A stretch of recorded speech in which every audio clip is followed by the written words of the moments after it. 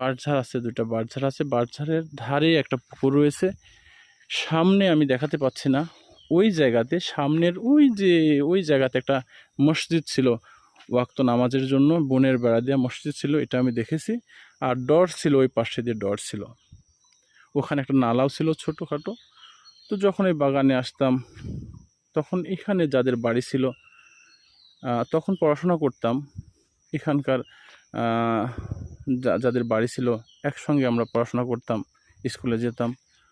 অথচ এখন এখানকার বাড়ির চিহ্নও নেই, এখানে একেবারে গাছে পরিপূর্ণ হয়ে গেছে। তবে এই যে গাছটা রয়েছে, এই গাছটা আমি দেখেছি, ছোট চারা গাছ ছিল তখন এই গাছটা। আর এই ভিটাটার ওপরে ছিল বাড়ি, আর কুয়াটা ছিল আমার জানা মতে এই জায়গাটাতে কুয়া ছিল। এটা এখন বুঝিয়ে দিয়েছে।